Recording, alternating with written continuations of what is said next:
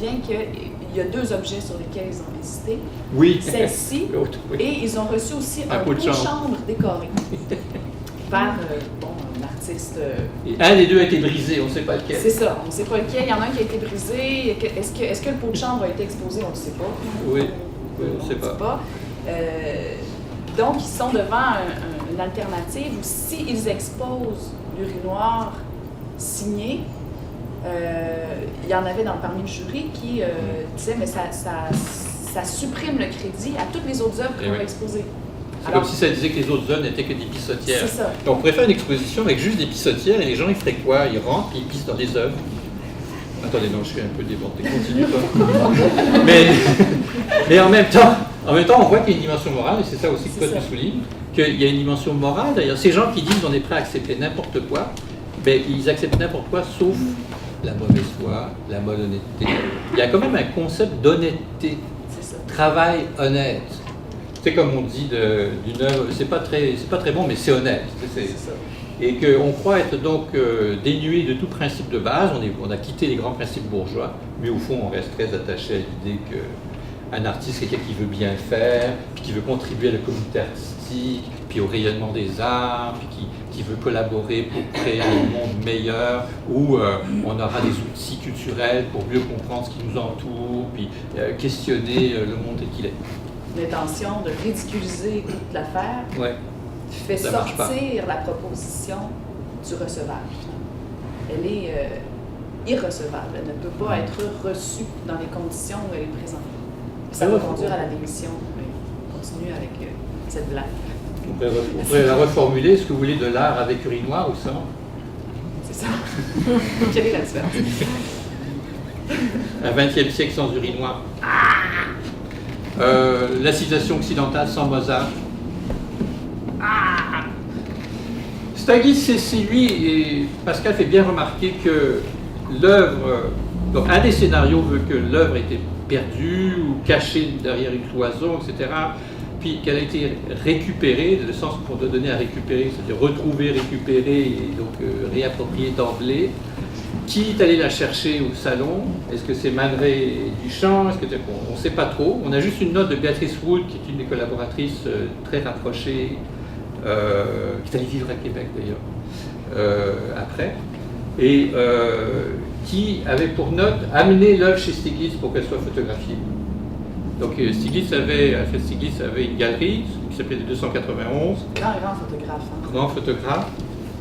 Et il photographie l'œuvre. Et ça, c'est la photo qui apparaît, dont on a perdu le négatif et dont on n'a aucune épreuve, sauf qu'il y a une épreuve, semble-t-il. J'avais une conversation, donc c'était avec Marc Dissimo, qui me dit qu'il a tenu une épreuve complète de Stagis, un original, mais ça, c'est la seule évidence que j'ai de cette discussion avec Marc Dissimo étant un grand spécialiste du chant, ceci dit, il faut le mentionner.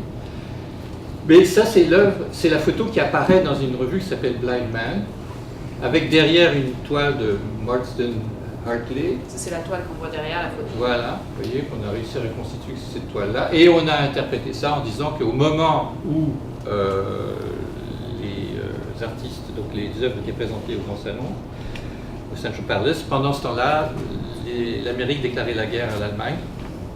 Et pendant ce temps-là, déjà en Europe, il y avait des massacres épouvantables. Donc pendant qu'une série de gens à New York est en train de discuter à savoir si un urinoir était une œuvre ou pas, il y a des gens qui mouraient par milliers dans des tranchées en Europe à ce moment-là. C'est la bataille de Vimy, c'est dans les jours. Oui, c'est dans les jours les plus sanglants. Exactement, une concordance des dates, une affreuse concordance. Et donc on a voulu, et en même temps on n'est pas sûr exactement de la date à laquelle la photo a été prise, mais on sait en tout cas que Stiglitz, qui avait cette galerie, avait exposé ce peintre auparavant, Marsden Hartley.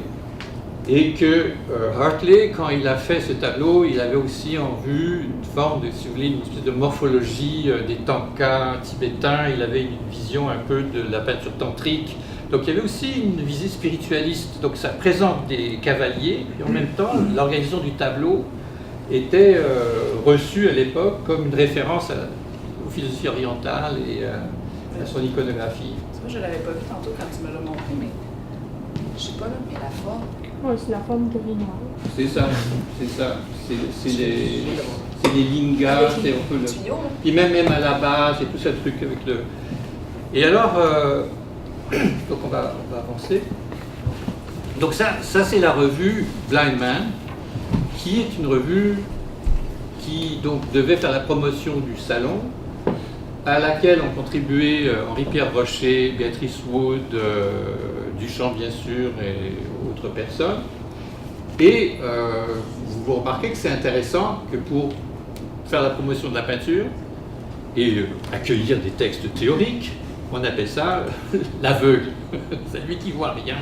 C'est le numéro 1 de cette revue, donc qui est une revue comme il s'en faisait quand même beaucoup à l'époque, je me mets un petit peu le contexte.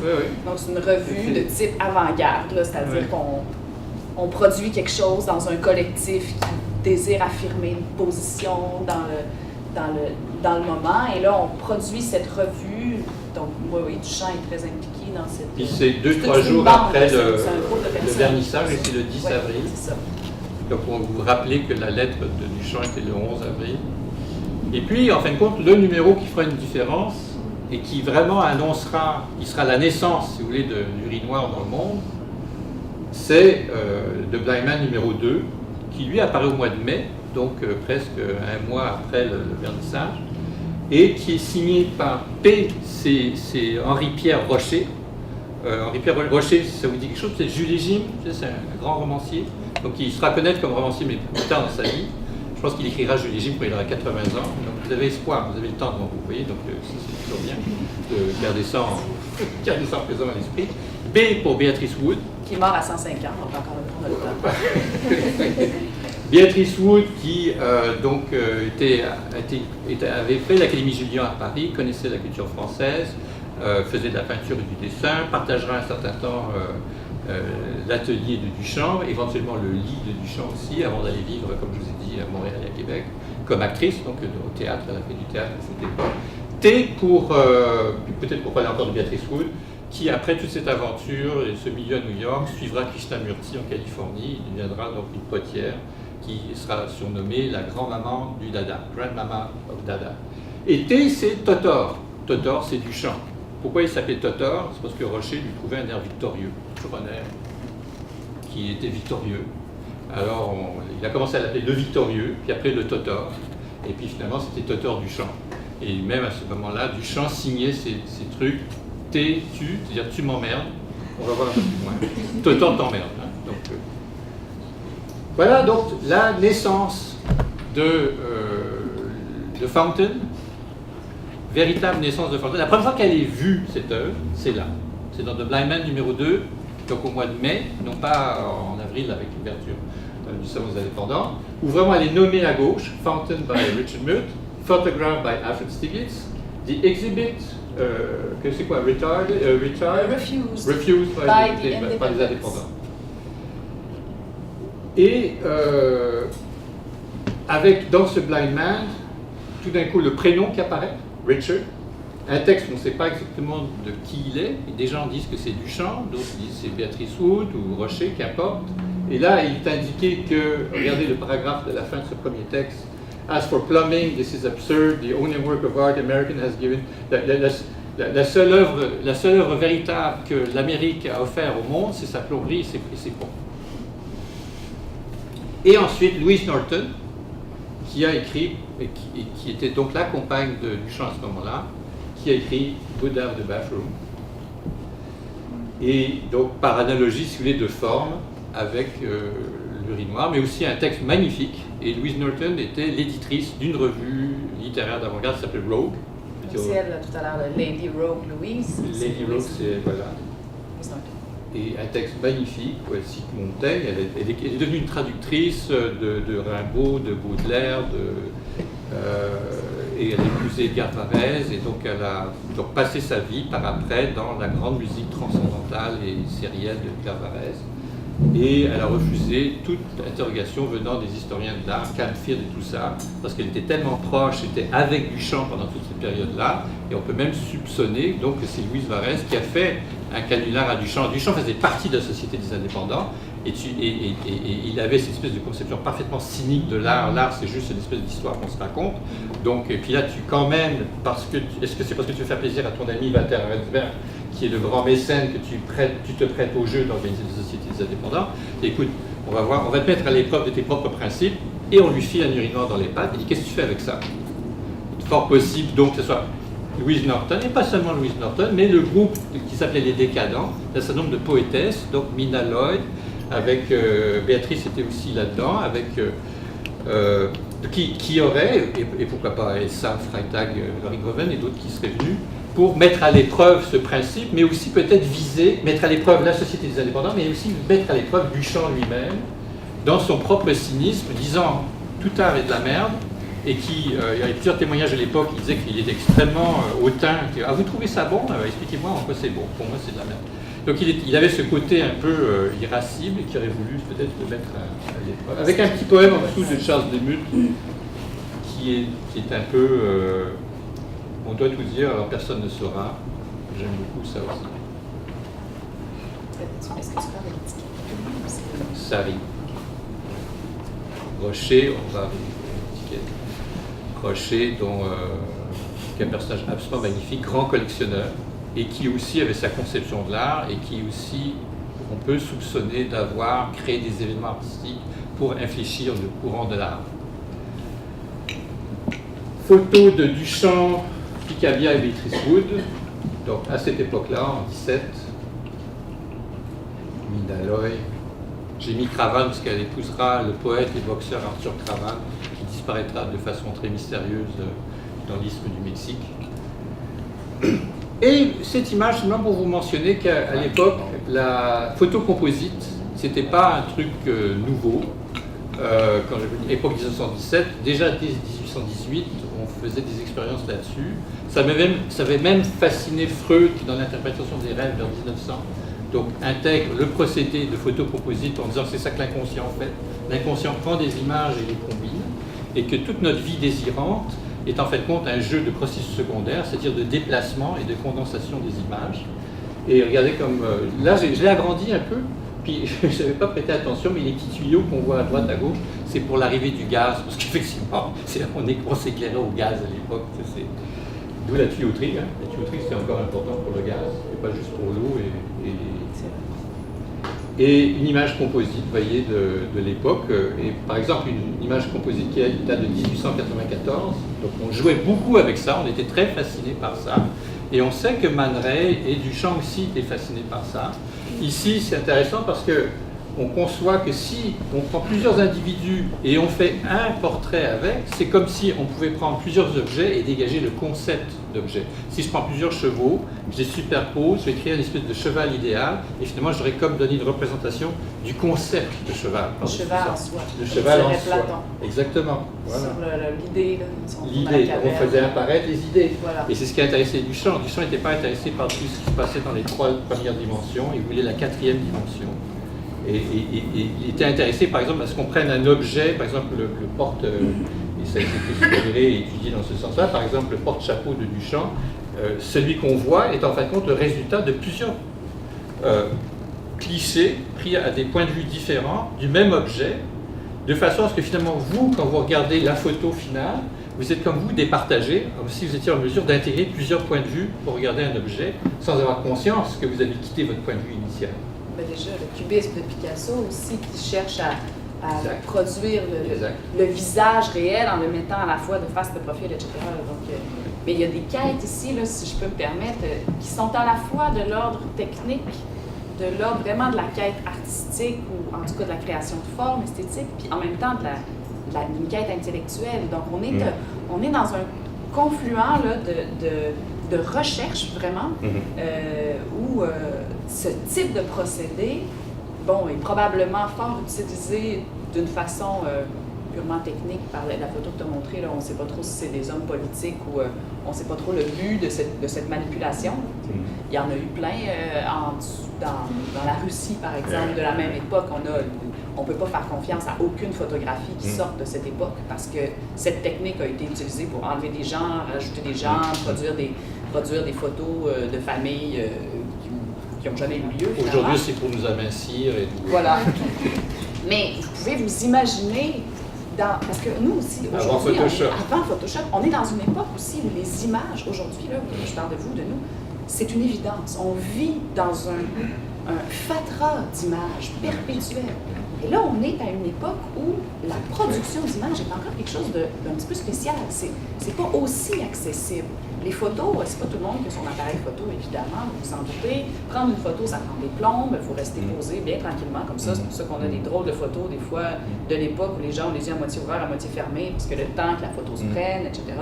Donc, vous pouvez vous imaginer le triple que ça implique pour des artistes comme Man Ray, ou Duchamp, ou Stiglitz, d'avoir en main de telles techniques avec lesquelles on peut produire des images fabuleuses au sens vraiment réel du terme, des fables en images.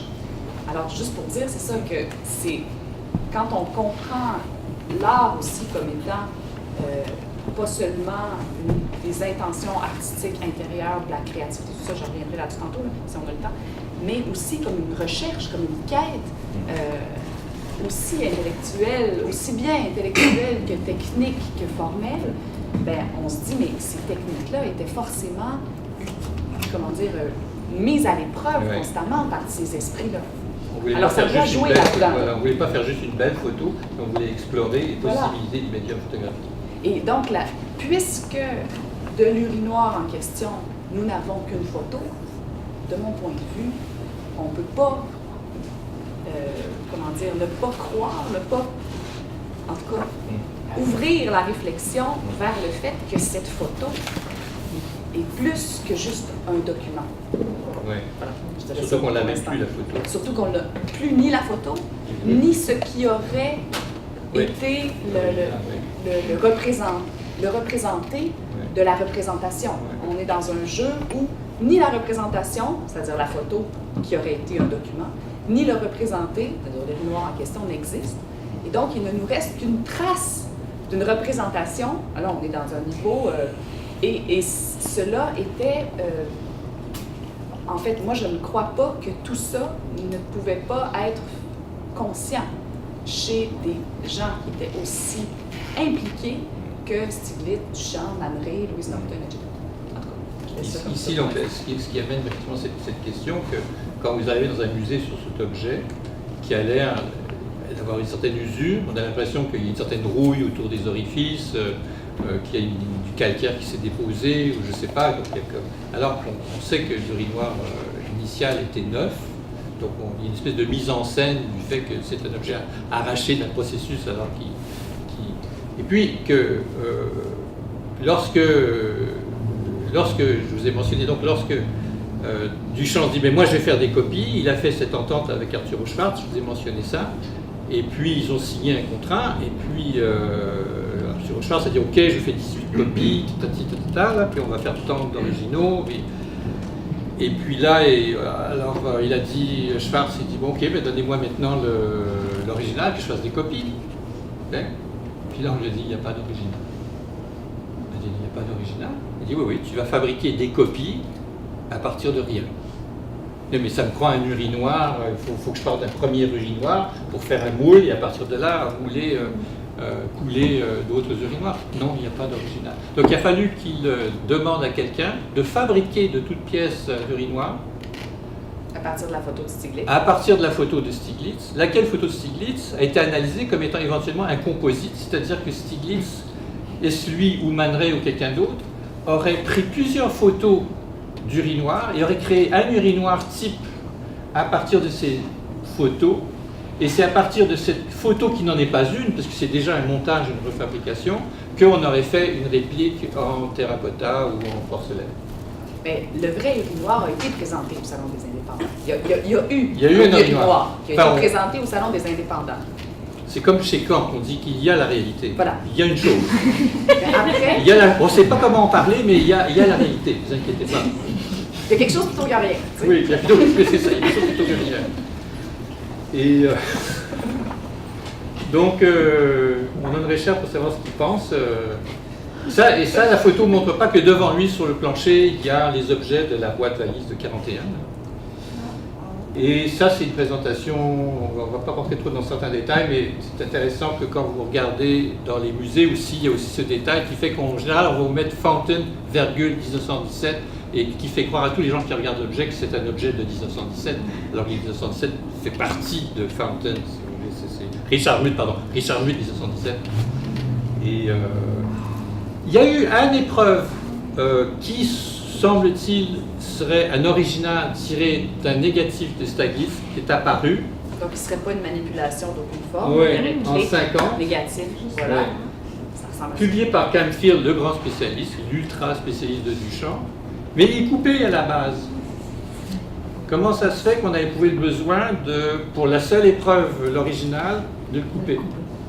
Et alors donc, il y a un groupe de recherche à New York qui s'appelle Arts and Science Research, qui est dirigé par Rhonda Rollins Shearer et aussi de Stephen Jay Gould, peut-être ce grand scientifique est aussi dans ce groupe. Et eux se sont intéressés donc à faire, avec les techniques qu'on a aujourd'hui, de recréer des représentations virtuelles 3D, une modélisation 3D des objets. Et c'est là qu'ils sont arrivés à l'idée à essayer de prouver que c'est une photo composite, et effectivement pour eux, je vais trop vite, oui. En fait, l'objet devrait être comme ça. Donc ils ont reconstitué, et à partir de là, vous avez possibilité, à partir d'une modélisation 3D, vous pouvez avoir une représentation 2D, une coupe 2D de chaque angle de l'objet, pour montrer que la photo de Staglis serait le résultat finalement d'une manifestation. Elle ne serait pas le produit d'une modélisation 3D, on s'entend bien, mais elle serait néanmoins le produit de la composite. Donc, c'est l'Association for Science and Research Laboratory Suggested Combination. Et tout ça est en ligne, vous pouvez trouver ça dans le petit fascicule, je donne les références en ligne. Il y a des animations qui montrent comment les composites se construisent. Et sur la photo de Staglis, il y a une étiquette.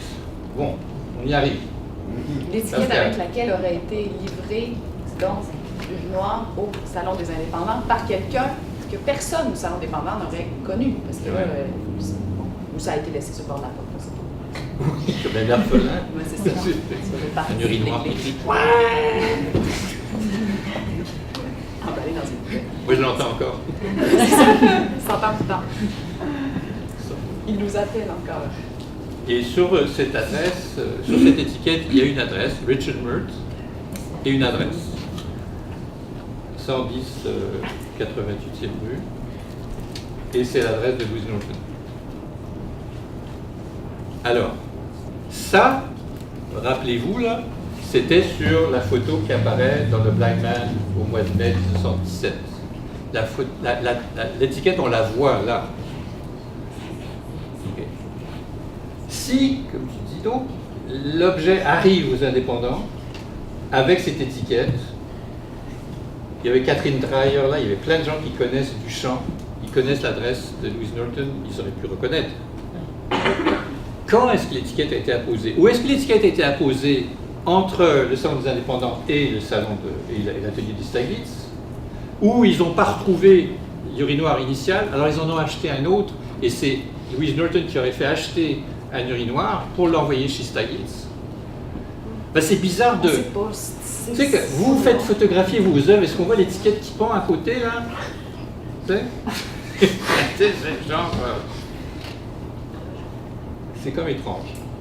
Charles Demuth, c'est celui qui aurait pu éventuellement amener l'œuvre quand on explorait, beaucoup explorent encore la possibilité que ce soit donc une œuvre de ça, Freitag Loringhoven, vivait à Philadelphie parce qu'elle vivait à Philadelphie, donc ça aurait pu être un de ceux qui... Mais lui aussi était connu et il a contribué au Blind Man. Puis c'est Demuth, puis c'est Demuth. Est-ce qu'on a voulu jouer sur plusieurs noms? Et il était quand même actif à l'époque, c'était un grand peintre, c'est un ami de Marsden, et c'était un peintre important à l'époque, et lui il a contacté un critique qui s'appelle McBride. Et c'est dans le livre, là je n'ai pas de mémoire, mais donc ça a été publié disons dans les années 50 ça. Et donc on a retrouvé cette correspondance entre McBride et Demuth qui dit, oui savez-vous, donc McBride était grand critique d'art à l'époque. On va changer, non, c'est Bernard Lamache qui se fait envoyer un mot par... et ça n'a pas été exposé.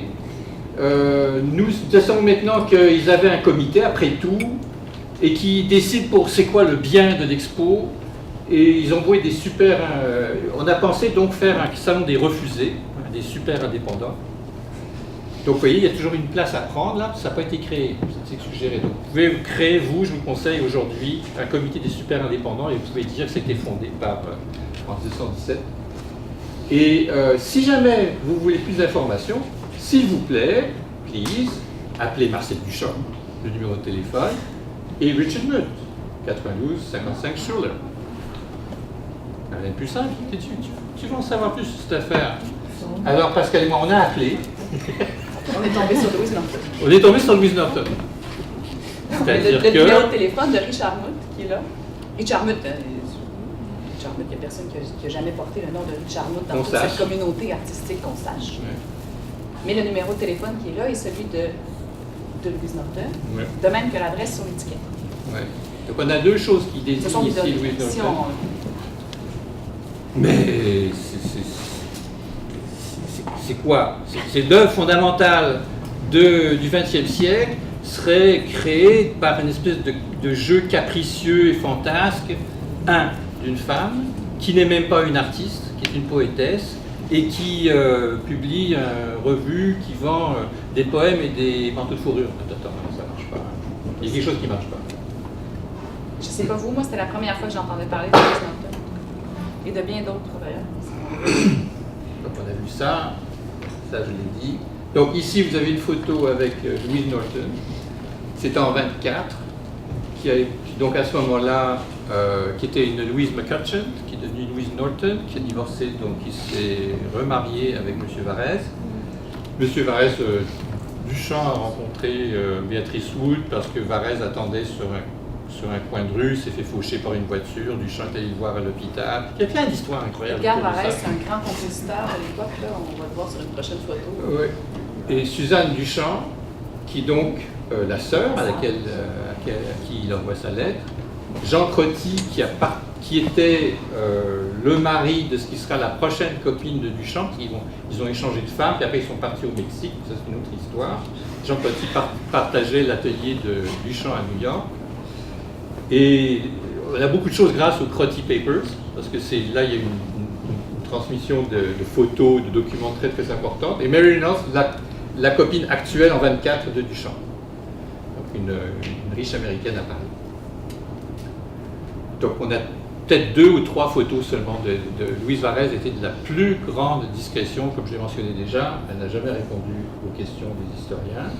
Oui, parce qu'elle a été questionnée quand même par Camfield, par des historiens qui ont essayé de savoir le fond de l'affaire de cette urinoir de Hermut, et elle n'a jamais retourné, elle n'a jamais rien dit.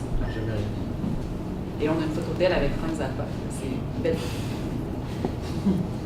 Parce que Zappa tripait sur Edgar Varèse, et donc en tentant de rencontrer, a fini par avoir des contacts avec cette femme. Et je trouve que c'est une très belle photo d'un jeune Zappa avec cette vieille femme et les regards complices et aussi expiègles d'un côté comme de l'autre, et les sourires qui ont exactement la même forme. Si je calcule bien, elle a 84 ans à ce moment-là.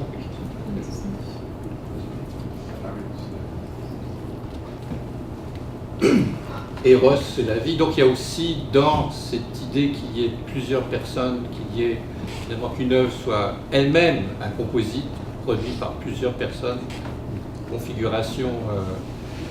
Il y a aussi le fait que Duchamp lui-même se travestissait et empruntait plusieurs personnalités. Donc juste pour le mentionner en passant, il faut savoir que Rose, c'est la vie. Il faut prononcer le premier R. Il faut avoir l'accent, c'est quoi qui est l'accent? Eros. Eros. Donc c'est Eros comme érotique.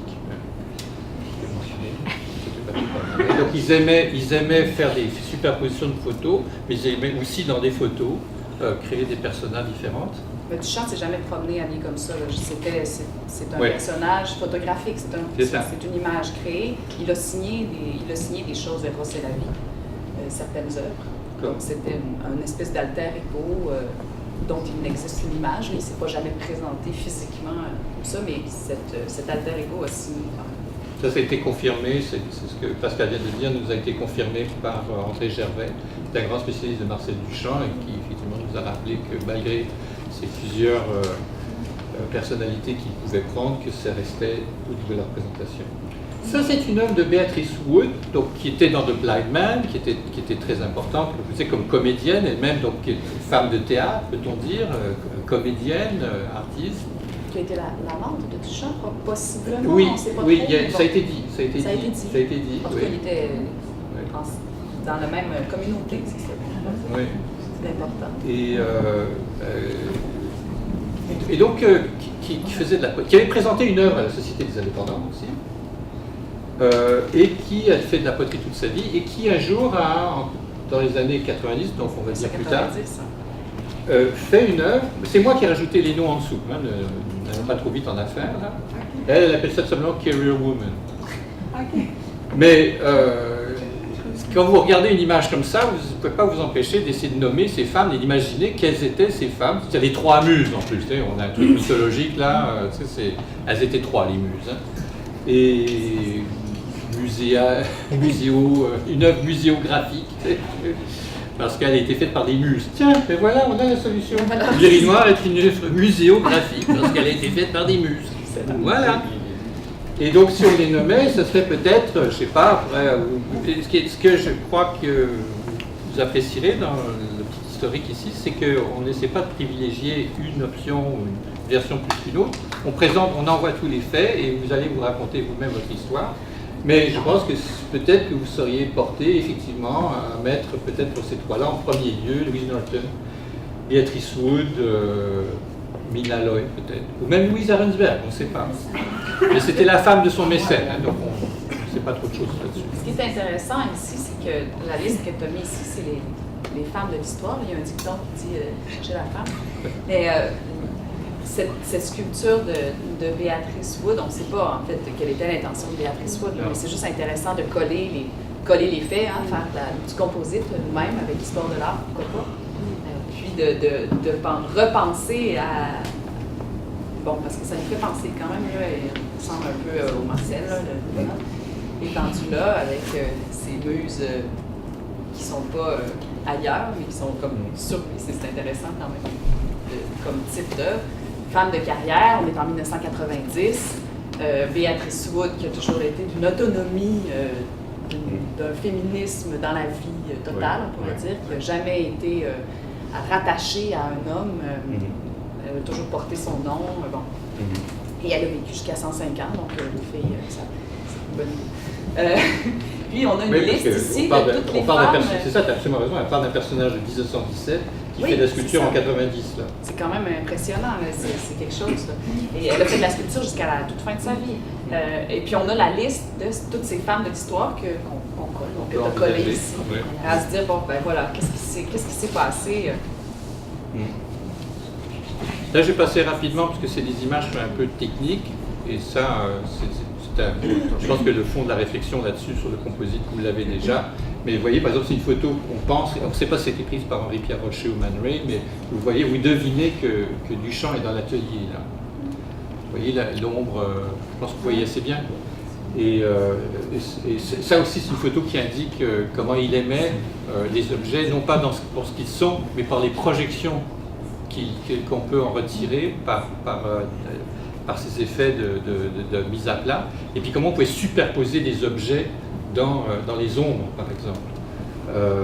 Ça, c'est le même porte-chapeau à droite, et ça, c'est la photo qui est apparue dans la boîte de 41, où tout d'un coup, pour la première fois, donc sur ce moment où on envisage peut-être une appropriation par Duchamp de l'objet, on voit un petit urinoir en céramique apparaître dans la boîte, et puis ici, cette photo, on ne sait pas d'où elle vient, mais dont on a obtenu les originaux à travers la Fondation Crotty.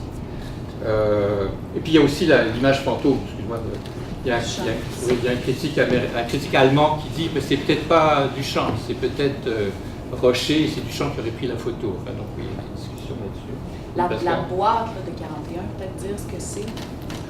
Ben, c'est ça, c'est une œuvre qui contient un ensemble d'objets qui sont des répliques miniatures avec des documents, des textes, des photos, puis c'est plié, puis c'est assemblé d'une certaine façon. Ça s'appelle Box in Paris, c'est ça? Oui, c'est celle-là, exactement. Il en a fait deux, il en a fait une après, mais la première c'est celle-là. Il a fait une édition, voilà. Il a commencé à les faire à la main, il en a fait 3 ou 4 qui sont vraiment de sa main, et après il les a fait réaliser par après, parce que c'est des choses qui peuvent être dupliquées. Donc c'est une source de revenus aussi, parce que c'est... Et ça c'est la fameuse pelle à neige. Et donc là encore une fois, donc, on questionne les ombres portées, tous ces détails ont été sculptés. Et donc on pourrait passer du temps, il y a des gens qui ont vraiment travaillé sur les objets, les ombres, les modélisations, mais il y a cette idée que j'aime beaucoup qui date de cette époque-là, 1917, d'une photo anonyme, parce que c'était un procédé qui était au bout du jour à l'époque. Vous pouviez rentrer chez un photographe et il y avait un jeu de miroir. Et c'était quelque chose que les photographes pensaient pouvoir offrir au public. Donc on va vous photographier sous tous les angles dans le même cliché. Donc il y a aussi cette idée du multiple dans l'un. Et donc ici, c'est Duchamp qui invente un titre de Magritte, comme quoi ceci n'est pas une pipe. Non, t'es des jeux des rats. Et ici, rapidement, une image de Catherine Dreyer, celle qui était à la réception du Salon des Indépendants, qui n'a pas cru et qui a refusé l'œuvre parce qu'elle pensait que ça ne pouvait pas être une œuvre de Duchamp, même si elle avait... Elle a été d'ailleurs, j'ai repensé après, elle a été dans l'atelier plusieurs fois de Duchamp et elle n'a jamais vu le Renoir quand elle était là. Et qui pensait qu'un ready-made c'était un assemblage et donc qui n'a pas reconnu le Renoir comme étant éventuellement un assemblage, un ready-made. Elle a une correspondance avec Duchamp, elle dit « mais je ne pouvais pas croire que c'était un ready-made puisque ce n'était pas un assemblage. Oui. » Parce qu'elle était la responsable en quelque sorte de ce salon. Elle a donc mis tout son poids pour refuser d'exposer l'urinoir à ce salon des indépendants, ce qui a provoqué la démission de Duchamp et d'Arenberg, qui était le mécène, l'argentier derrière la patente, qui ont dit, ben là, on avait des règles, on avait dit pas de jury, pas de prix, et puis là, finalement, on fait un jury, puis on refuse une œuvre, donc moi je démissionne, dit Marcel, moi aussi, dit Arenberg. Et ensuite, il y a une correspondance entre cette femme et Marcel qui sont restés amis. Il dit, écoute, il faudrait que tu reviennes dans la Société des indépendants. C'est un malentendu, tout ça. Moi, je ne pouvais pas comprendre que c'était une œuvre. Je pensais que c'était un truc qui était envoyé avec une intention malveillante. Écoute, il faut qu'on... Bon, alors on sent qu'il y a quelque chose là, cette femme-là cherche à arranger la situation dans cette correspondance. Je trouve ça intéressant. Ils sont restés en lien. Et elle a fait l'acquisition du dernier grand tableau de Dali. De Dali, de Duchamp. Ah tiens, Duchamp est en train de devenir Dali, c'est grave. Je pense qu'il faut que j'arrête bientôt. Là. Ça devient surréaliste mon affaire. Donc c'est un tableau qui représente tous les ready-made, qui rassemble tous les effets de projection des différents ready-made. Ça s'appelle Tu m'emmerdes. Tu me. Et vous remarquez que Totor, Tu m'emmerdes, c'est Mut, un anagramme de Mut. Et donc c'est le dernier tableau de Duchamp. Et juste pour revenir sur Lorigoven, parce qu'on l'a Freytag Lorigoven, parce qu'on l'a mentionné au tout début, on n'a pas de traces. Voilà, donc j'ai commencé en disant que grâce à l'hypothèse d'une filiation Lorigoven et Durinoir, on a remis en question donc cette, entre guillemets, paternité. Vous voyez quelque chose d'un peu horrible dans le mot paternité de l'œuvre, là, je pense que c'est un peu dur à dire. Et il n'y a pas de corrélation, en tout cas, qu'on puisse établir entre... Mais par contre, ils ont continué à travailler, ils ont travaillé ensemble, ou continué, tu vois, peut-être faut le dire aussi, dans la mesure où on sait qu'il y a un film qui a été fait avec Man Ray, Duchamp et Elsa Freytag Lorigoven, qui s'appelle Shaving the Baroness, raser la baronne. Le film, il y a plusieurs versions encore. Il y a des versions qui veulent que ce film a été présenté chez Lisa Rensberg. Il y a des versions qui disent que le film était tellement sulfureux qu'il a brûlé quasiment dans le bac de développement. Toujours est-il, c'est qu'il y a un artiste qui s'appelle Lenneberg qui a décidé de le refaire en 2010. Et vous le trouvez sur Internet, ça s'appelle Shaving the Baroness. Il l'a refait, c'est une reconstitution. C'est une reconstitution, c'est une copie. Je ne sais pas s'il a mis son nom. Pas celle de la baronne. C'est pas la baronne. On a déjà vu. Donc, terminer juste peut-être sur une cette remarque de Marcel Duchamp, le silence de... Cette remarque de Joseph Beuys, le silence de Duchamp est surestimé. Ça veut dire beaucoup. On peut interpréter ça de différentes façons. Il y a plusieurs expositions, maintenant avec un renouveau du Dada, plusieurs expositions ont été faites et il faut dire aussi que nous avons parlé ici d'Elsa Freitag, Loring Oven comme mannequin pour Man Ray par exemple, avec une personne très très grande avec des frasques extraordinaires, qui s'habillait de tout, qui avait des troupeaux de chiens qui la suivaient partout, donc elle était une espèce de reine du Dada avant son heure, et qui est allée vivre ensuite dans le Village à New York, justement dans les années fin 17-18, là, après cette période-là. Et donc, surtout, ce qu'on doit dire, c'est qu'on la découvre aujourd'hui comme un écrivain très intéressant, très important, et donc il y a des volumes d'édition maintenant des textes de Elsa. Donc elle n'a pas fait sa marque comme artiste, mais elle a sa marque aujourd'hui très nécessairement comme écrivain, avec des textes remarquables. Dans cette foulée-là, donc, il y a des gens, ça c'est deux critiques conservateurs qui ont fait des expos. Il y a eu une expo à Zurich, c'est la naissance du Dada, vous savez, c'est bien là, en Angleterre, à Fringe, etc. Donc regardez, eux, ils sont morts de rire. Qui a fait ça? Le choc de la vérité.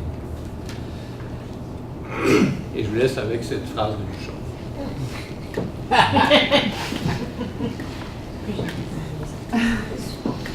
Pascal, tu as quelques petites remarques? Oui, j'ai quelques petites remarques. Je ne sais pas combien de temps nous disposons. Comme... 2 minutes. 2 minutes? Non, mais non. je vous libère dans quelques instants, juste pour pas qu'on en reste là. Hein, parce que qu'est-ce qu'on fait? Qu'est-ce qu'on fait maintenant qu'on a tous ces faits?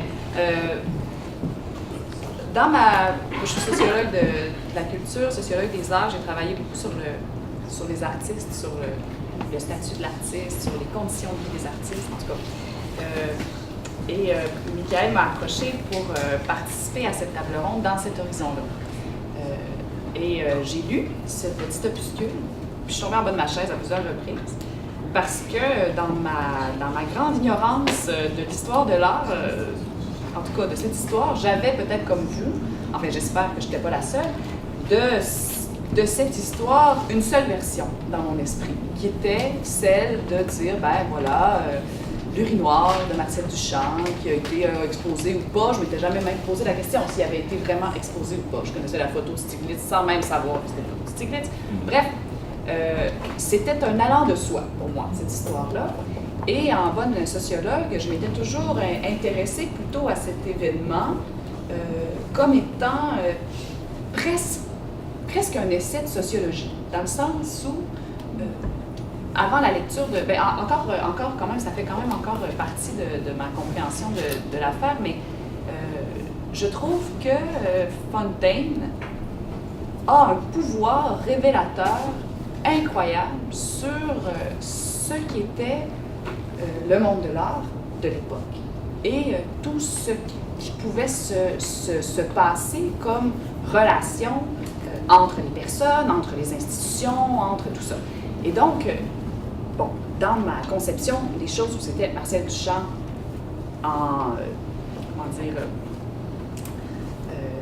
démiurge solitaire qui avait eu cette idée fantastique de pousser l'institution artistique dans ses derniers retranchements en lui envoyant un truc irrecevable au sens de qui ne peut être reçu en fonction des normes, des conventions de cette institution. Je trouvais que c'était génial parce que, quand on est sociologue de l'art, on s'intéresse particulièrement, on va dire, à toute cette architecture de conventions, d'institutions, de personnes, qui sont même des personnages, en fait, des acteurs en dehors des individus eux-mêmes, qui agissent pour produire un monde, c'est-à-dire un réseau d'organisations, de coopération, de conventions. Donc, pour moi, cet acte d'envoyer l'urinoir dans un salon qui disait « on n'aura pas de jury », je trouvais que c'était un geste génial, et que c'était un geste un révélateur, c'est-à-dire que par le fait de tenter de défier cette convention, on la fait apparaître. Alors, ça, c'était ma lecture. Et par ailleurs, quand on lit sur l'art contemporain, sa réception, tout ça, on ne cesse de se prendre les pieds dans le tapis Marcel Duchamp, qui est l'exemple préféré des pourfendeurs de l'art actuel. Pourtant, 1917, ça date un peu. Mais qui est encore l'exemple préféré pour dire, vous voyez bien que l'art, c'est de la chenoute, c'est rien. Un urinoir, c'est quand même pas une œuvre d'art, on va pas pousser trop loin. Alors, c'est une discussion de cuisine sur laquelle je peux passer avec vous parce que j'ai pas à vous convaincre du contraire. Vous savez très bien de quoi il s'agit, vous l'avez entendu dans vos parties de famille, etc. Donc, c'est toujours encore à partir de l'exemple du chant et de son urinoir qu'on se permet de discréditer toute l'histoire de l'art du 20e siècle en disant, ben ça, si ça a été considéré comme une œuvre d'art puis c'est maintenant dans les musées, ben tout le reste ne vaut rien. Alors que, de mon point de vue, il faut être quand même assez... en tout cas, il ne faut pas pousser trop loin la réflexion pour ne pas constater que c'est plus qu'une œuvre qui a été proposée comme n'importe quelle œuvre. Il y a une opération intellectuelle, il y a une opération espiègle. C'est une blague, là. Il y a quelque chose comme de cet ordre-là, que ça soit Duchamp ou que ça soit quelqu'un d'autre. C'est pas une œuvre comme les autres, comme une peinture de paysage qui aurait été proposée puis qui aurait été refusée parce que bon, il y a une madame tout nue dessus, puis là, ça choque un peu. On n'est pas dans la même logique de refus qui a conduit les impressionnistes dans la notoriété où ils ont été, parce qu'ils ont été refusés du salon, puis bon, ils se sont retrouvés dans le salon des refusés. C'est pas la même logique, là. On n'est pas dans une logique où les institutions artistiques ont dit « c'est mal fait », comme on a dit avec les peintures de Manet, c'est pas fini, on voit bien, il y a une main qui n'est même pas finie de dessiner, on refuse ça, allez. C'est pas du tout la même chose qui se passe. Donc, simplement pour attirer votre attention en sociologue, comme quoi les logiques de refus ne sont pas toujours les mêmes. Il y a des ressorts institutionnels qui ne sont pas les mêmes, il y a des justifications éthiques parfois aussi qui ne sont pas les mêmes. C'est pas parce qu'on a un refus que c'est tout le même refus. Bon, ça c'est première note. Ensuite, finalement, je lis cet opuscule, je lis cette chronologie que je vous suggère vraiment de lire, c'est passionnant. Et là, je me dis, mais attends, c'est toute une histoire, c'est une méchante saga, là, cette histoire-là. Et en fait, on le sait bien. C'est ce qui est fascinant. Et là, pour moi, c'est une grande découverte. C'est la philo, plus on sait, moins on sait. C'est fantastique. Mais ce dont je ne me doutais absolument pas, c'est que c'est quand tu m'as approché, tu m'as dit, on va faire une table ronde autour de Fontaine de Marcel Duchamp. Parfait. Mais là, j'ai découvert des femmes. Et qu'une chronologie autour de Fontaine, de Marcel Duchamp, qui est probablement, en tout cas, dans mon esprit, un des hommes de l'histoire de l'art, là, qui sont tous... bon, bref. Et là, je découvre une série de femmes. Elsa, la baronne ruinée, originale, qui se promenait avec des cages d'oiseaux autour du cou, Dada avant son heure, performeuse au quotidien, ce que vous voulez. Personnage fantastique. Je découvre Béatrice Wood, je n'avais jamais entendu parler d'elle, ni d'elle, ni d'Adam, qu'on appelle Mamas of Dada, c'est quand même pas pire. Je découvre Mina Loy, la femme de Cravant, mais qui a aussi écrit un féministe manifesto en 1914, qu'il me tarde de lire, que j'ai pas eu le temps de lire avant de venir vous voir, mais vraiment, on est en 1914.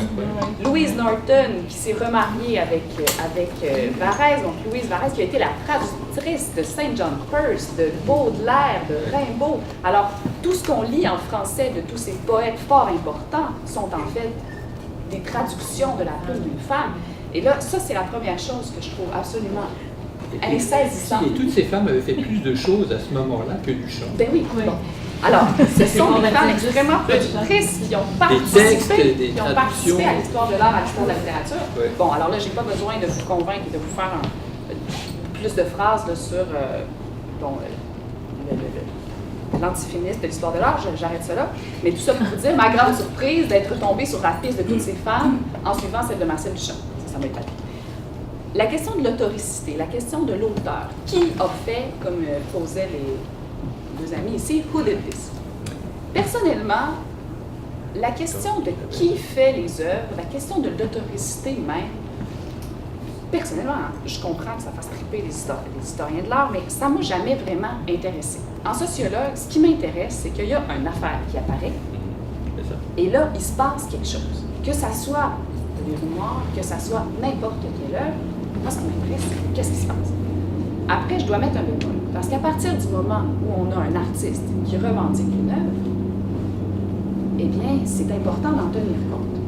Et je fais une petite note provocante pour dire que les institutions artistiques de l'époque et encore d'aujourd'hui ont une relation plutôt ambiguë, ambivalente avec la question de l'autoricité des œuvres.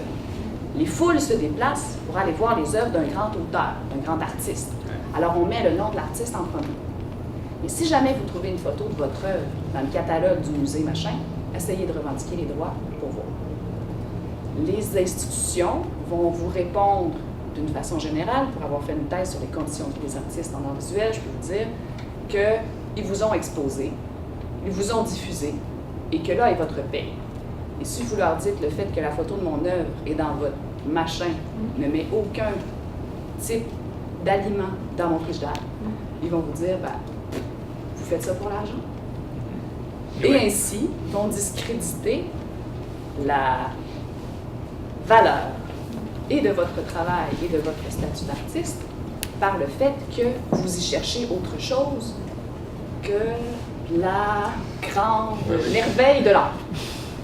Alors, ça, c'est, à mon avis, un problème. Auto-célébration. Si j'ai quelques minutes encore, je pourrais... donc, le pouvoir révélateur de Fontaine, d'un point de vue sociologique, bien là, on en a si on suit la piste de l'œuvre, on a toute une communauté qui se révèle derrière cette apparition, derrière cet événement. Et c'est le signe, pour moi, que Fontaine, ce type d'événement, j'ai envie de l'appeler un événement, Richard Martel a dit très justement une position, une posture, quelque chose qu'on prend, et aussi une icône, hein, puis là on pourrait réfléchir au mot icône et qu'est-ce que ça signifie d'être iconoclaste, d'être iconophile, mais en tout cas ça c'est complètement une autre histoire, on va laisser ça dans l'ombre, on n'a pas le temps ce matin. Mais bref, l'événement de Fontaine révèle une époque, révèle une disposition du monde de l'art, révèle un environnement. Et si on essaie de penser cela en regardant notre aujourd'hui, pour moi, on peut constater qu'un tel événement est absolument impossible aujourd'hui. Et pour plusieurs raisons. La première raison pourquoi c'est pas possible que ça arrive, c'est qu'il n'y a aucune institution artistique de diffusion qui a aujourd'hui la règle de dire « nous ne refuserons rien ni personne, jamais ». Alors, cette règle ne peut pas être mise à l'épreuve, elle n'est nulle part. Sauf pour les cabanes à sucre et les... Oui, oui, c'est ça. Mais encore, le monsieur de la cabane à sucre va dire faut oui ou non. Le soleil sur le lac. Si Marcel Duchamp propose du riz noir pour une exposition dans un café, il va assurément se faire dire non, il n'y a aucun doute là-dessus. Vous avez peut-être déjà essayé de proposer votre travail dans un endroit qui n'était pas un lieu institutionnel, puis qu'on vous a dit, je sais pas trop là, peut-être pas, bon, ça passe pas. Alors, ce type de règle qui était, je pense, très relié à son contexte historique, où on avait besoin d'air, en fait, on avait besoin de... C'est un appel d'air, le Salon des indépendants à ce moment-là. Ça nous révèle aussi qu'il y avait déjà un contexte où différents mondes de l'art s'affrontaient. Probablement un monde beaucoup plus académique, beaucoup plus solide, rigide, on va dire. Et donc, le Salon des indépendants apparaît pour donner de l'air. Évidemment, ça résonne beaucoup avec ce qu'on a vécu au Québec ici. Richard Martel est là pour en témoigner, de la création des centres d'artistes, du lieu qui me semblait porter, vous me corrigerez, mais par ce type d'intention d'un appel d'air, de dire, il faut faire quelque chose, il faut sortir, il faut aller, faut donner un autre lieu pour qu'un autre art puisse advenir. Donc, c'est faire de la place. On tire un monde dans une autre direction. Alors aujourd'hui, on peut se demander qu'est-ce qu'il y en est? Est-ce que cet appel d'air est possible? Probablement. De quelle façon? C'est à voir. Comment on fait pour continuer de tirer un monde? Puis qu'est-ce qui se passe dans la résistance? Quand on n'arrive pas, quand on sent qu'on a besoin d'air, c'est parce qu'il y a quelque chose qui résiste. Et ce qui résiste, en général, c'est ce qui est stable, c'est ce qu'on appelle en sociologie, en politique, les institutions. Alors, je laisse ça dans le vague. Pourquoi Fontaine n'est pas possible non plus aujourd'hui, ou en tout cas me semble grandement improbable? C'est parce qu'il est signé d'un pseudonyme. C'est donc une œuvre anonyme. Qui, aujourd'hui, quel artiste a intérêt à proposer une œuvre anonyme? Ça ne sera pas dans son CV, ça ne sera pas dans sa démarche, il ne pourra pas en profiter en quelque sorte. Qui, à part dans les milieux, disons, militants, où l'art va servir de relais à une position politique, dans le monde de l'art comme tel, les œuvres anonymes, où ça? Je peux juste intervenir. Oui. Ça, imagine si, un peu comme dans les événements terroristes aujourd'hui, imagine si Elsa avait dit « c'est moi ». Juste pour le fun, elle aurait dit ça, elle aurait tout fait dérailler. Elle aurait tout fait dérailler. Donc, ça aurait été bon, ça. Ça aurait été dada. Ça aurait été tout à fait dada, tout à fait. Mais donc, le fait qu'une œuvre non signée apparaisse, le fait que ça arrive jamais de nos jours, me semble intéressant pour réfléchir à notre époque, le type de monde de l'art dans lequel on évolue. Troisième raison pour laquelle Fontaine est impossible, c'est, et là, c'est ce qui me vient de la révélation de cette chronologie, c'est que c'est le produit, probablement, enfin, c'est l'hypothèse vers laquelle moi je tendrais après avoir su tous ces faits, d'une communauté. C'est le produit d'un ensemble de personnes qui, on ne saura jamais dans quelles circonstances, peut-être autour d'une bonne bouteille de vin de plusieurs, se sont dit « Hé les gars, on fait-tu ça? » Ou les filles, hein, parce que peut-être aussi, comme tu disais, que ça implique beaucoup plus de madame que de monsieur. Que pour une fois, l'histoire de l'art aurait autre chose que... J'allais dire quelque chose de vulgaire, je vais arrêter. Oui, c'est suffisant. Ne rien dire et de dire beaucoup de choses, comme disait l'autre. Donc, qu'est-ce qui s'est passé? Qui a échafaudé ce plan? Et moi, c'est c'est l'hypothèse vers laquelle je tends, là, maintenant que je sais tous ces faits, de dire on a une communauté. Et pour moi, ça aussi, ça nous en dit beaucoup sur le monde de l'art dans lequel nous, on évolue aujourd'hui, dans lequel vous évoluez en tant qu'artiste, qu'étudiant en art. Quand est-ce que ça se passe, ça? Ça se passe plus. C'est plus de notre époque, là, les avant-gardes, on dirait. C'est passé. C'est quelque chose d'autre. On est dans un monde de l'art individualisé. Et là, je vais être un petit peu plus provocante encore en suggérant que la question de l'autoricité, bien sûr, c'est légitime de mettre en avant l'auteur d'une œuvre. C'est important de reconnaître quand c'est souhaité.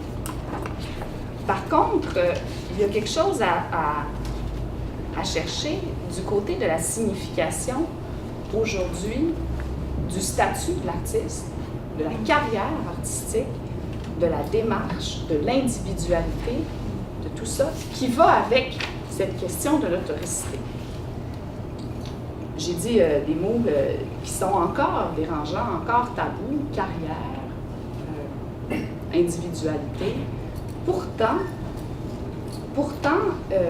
il me semble qu'actuellement, on est dans un univers où ce qui est particulièrement valorisé, particulièrement encouragé, voire particulièrement enseigné, parce que nos particularités du monde de l'art, comme le rêvait Fontaine, c'est un monde de l'art sans institution d'enseignement, ce qui est loin de notre situation d'aujourd'hui, où très très peu d'artistes reconnus ne sont pas passés par un circuit universitaire.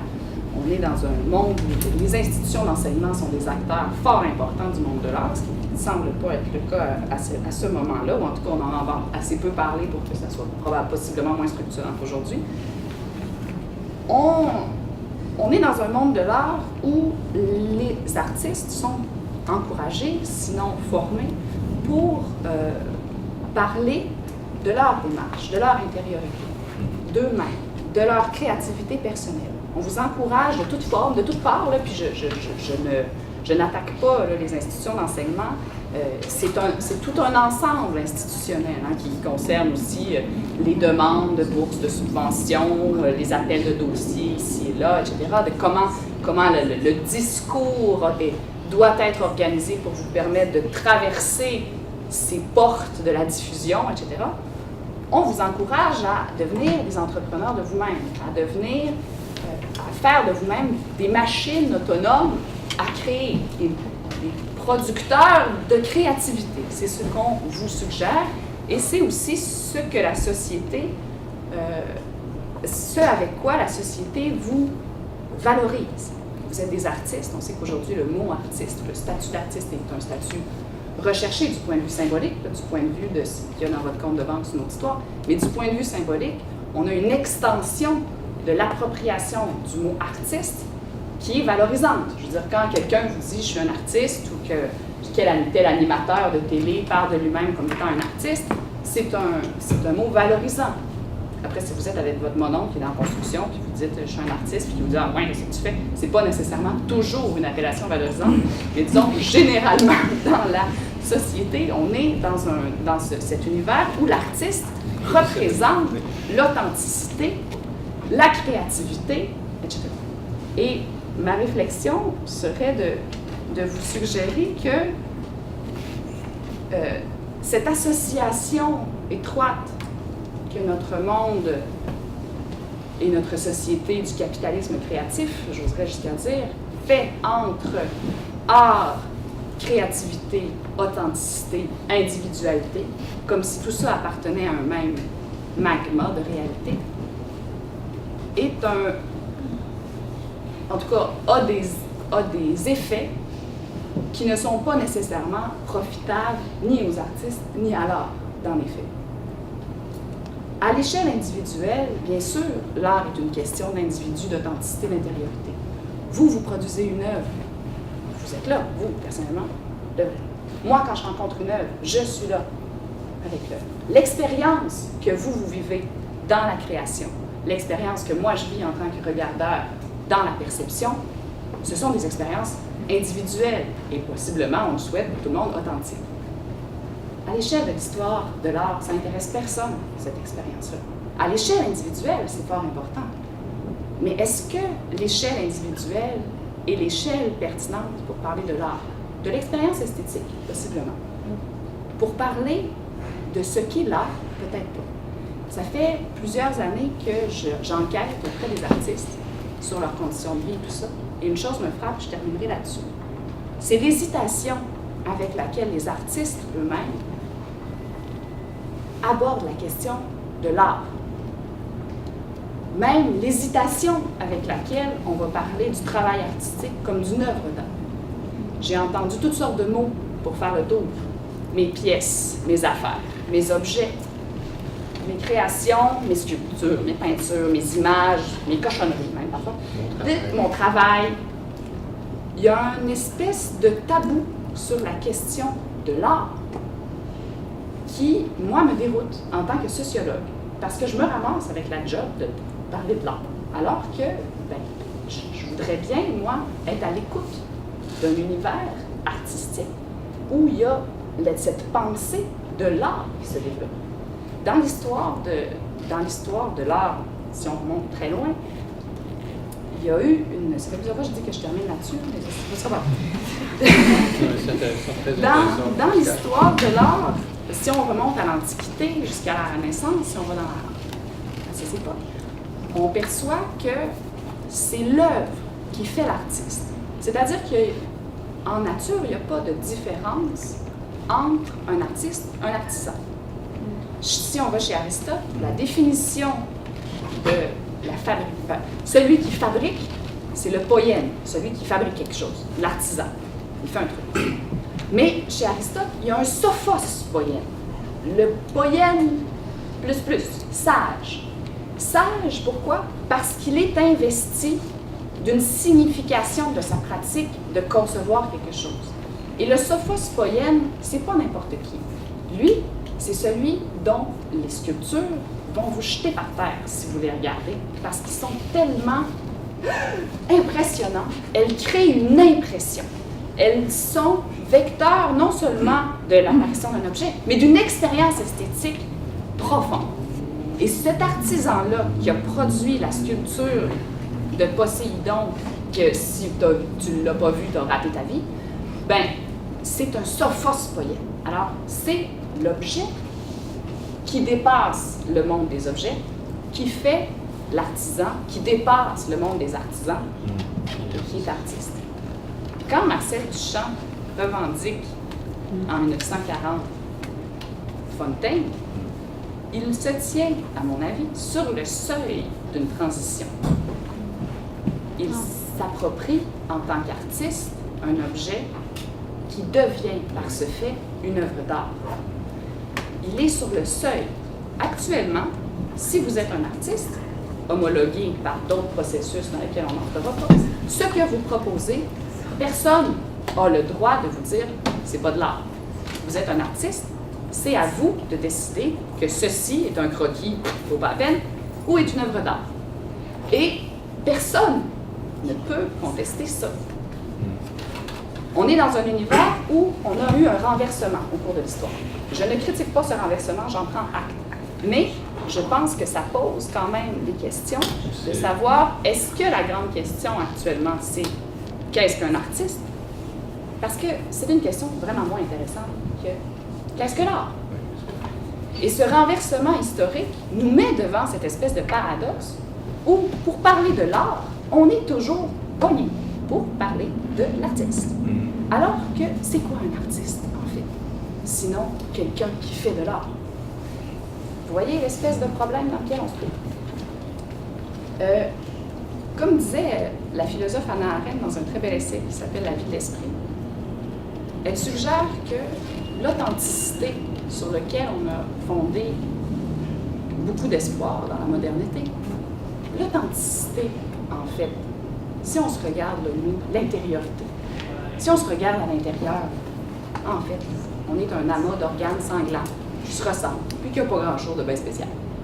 Alors, quel est le ressort réel du monde? Notre richesse n'est-elle pas de s'apparaître mutuellement parmi, dans l'ensemble du monde? Moi, mon intériorité, pas super intéressante, à part pour moi-même, j'ai ma vie intérieure qui m'intéresse. Si je la passe dans une œuvre, elle n'est plus à l'intérieur. Elle apparaît. Et elle apparaît où? Elle apparaît pas dans le vide. Et elle apparaît pas juste dans ma tête. Elle apparaît parmi. Hannah Arendt nous dit, ce qui est intéressant, c'est de s'apparaître. Ce qui est intéressant dans les oiseaux, dans les fleurs, dans les papillons, c'est pas leur intériorité, là, le fait qu'ils ont tout un foie. Ce qui est intéressant, c'est la beauté de leur plumage, la richesse de leur apparaître au monde. Et nous apparaissons toujours parmi, nous n'apparaissons jamais seuls. C'est ce qui est intéressant pour moi dans Fontaine, c'est que c'est essentiellement une apparition. Et que cette apparition est intéressante parce qu'elle a été parmi. Et que je pense qu'en cela, qui que ce soit qui soit derrière ce plan échafaudé fantastique, on a une grande leçon et de philosophie et d'art, mine de rien, et d'humour, possiblement, quand même, qui produit encore aujourd'hui un événement intellectuel, parce que 100 ans plus tard, quand même, on en parle encore. Essayez ça, voire de produire un scandale dont on va parler pendant 100 ans, à part Jésus, là. Il y en a qui auront réussi ce coup. Voilà, merci. Bien sûr, s'il y en a qui peuvent.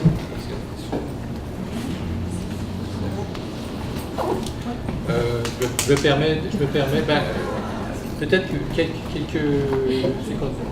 C'était pas vraiment, merci beaucoup, passionnant, mais je crois que ça on peut prendre quelques minutes quand même. Ben, si vous avez envie de poser des questions, oui, j'ai tout mon temps. Peut-être des précisions qu'on peut apporter. Ceci dit, comme Richard nous le rappellera, le fascicule est à votre disposition pour rentrer dans le détail de la chose. Et donc, si vous avez quelques remarques. Est-ce qu'il y a des questions, des commentaires? On en profite, hein? On en profite pendant qu'on les a. On est à votre disposition. Je peux dire une chose, peut-être pendant que vous cherchez vos questions, que je mets mon macaron ici, là, et que malgré ce qu'on a dit précédemment, Marcel Duchamp est un personnage assez fascinant, rempli d'humour, qui a souligné, c'est un macaron qui représente Marcel Duchamp, donc je le revendique comme un Duchampien, et qui... du champion. Oui, la notion de champion est extraordinaire. Le champion des dames.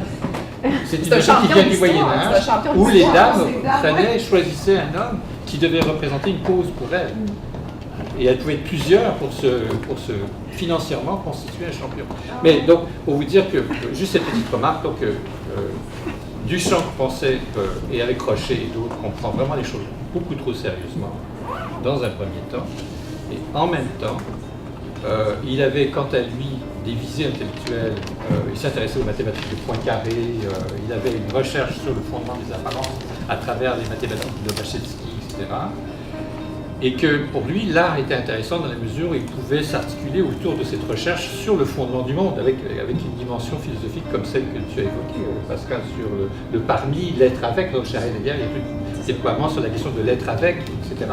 Donc il y a ce double aspect qui est difficile des fois à saisir, entre à la fois la plaisanterie, quelque chose qui n'est qu'un grand éclat de rire, et en même temps l'œuvre comme une espèce de koan, au sens qu'on trouve dans la tradition du zen bouddhisme, c'est-à-dire une espèce d'énigme qui vous est donnée, mais qui peut peut-être vous propulser, qui est une chose d'une très grande banalité, et tout d'un coup peut vous propulser dans une quête qui sera vraiment, elle, absolument fascinante. C'est vraiment ce qu'on voit ici avec cette œuvre.